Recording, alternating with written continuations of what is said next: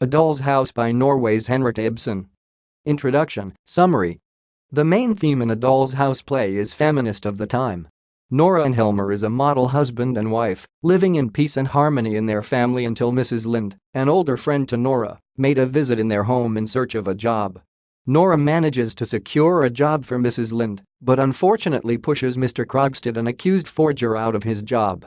Generally, in this play Henrik Ibsen pointedly captures the inferior role of women in Victorian society through his doll motif. The play A Doll's House is one of the controversial plays where Nora's decision actions to dump her kids is contradictory to her thoughts, as she thinks that her kids need her more than she needs her own freedom. The author of the play believed that women were made to be mothers and wives. Moreover, he brings some idea of having an eye for the injustice on the female characters. Although feminists would later hold him, Ibsen was not an activist of women's rights. He only handled the problem of women's right as an aspect of realism within the play. The key theme of this play is Nora's insurgence against society and everything that was really expected of her. During her era, women were not expected to be self-reliant, but were to remain supportive to their husbands, take care of the kids, cook, clean, and make everything perfect around the house. When Nora took a loan to pay for her husband's medical bill, this raised a lot of questions and problems in the minds of many individuals from the community, as it was taken as act against the community norms for women to take up a loan without their husband's knowledge. She proved that she was not submissive and helpless as her husband Torvalds thought she was. Thus the author referred to her as poor helpless little creature. A good example of Torvald thought control and Nora's submissiveness was when she got him to remind her tarantella. She knew the dance style, but she acted as if she needed him to reteach her everything. When he said to her, "Watching you swing and dance the tarantella makes my blood rush," this clearly shows that he is more interested in her physically than emotionally. Then when asked him to stop, he said to her, "Am I not your husband?" Once more, this is another example of Torvald's control over Nora and how he thinks that Nora is there to fulfill his every desire on command. Marriage is another aspect that the play addresses. The main message seems to be that a true working marriage is a joining of equals. In the beginning, Helmer's looks happy, but as the play progresses, the imbalance between them becomes apparent. At the end, their marriage breaks because of lack of misunderstanding among them. They fail to realize themselves and to act as equals. Women and feminist. Throughout the play, Nora breaks away from the control of her arrogant husband, Torvald. The playwright, Ibsen, denies that he wrote a feminist play. Still, throughout the play there is steady talk of women, their traditional roles, and price for them of defying with the traditions. Men and masculinity. Men in this play are trapped by general traditional gender responsibilities.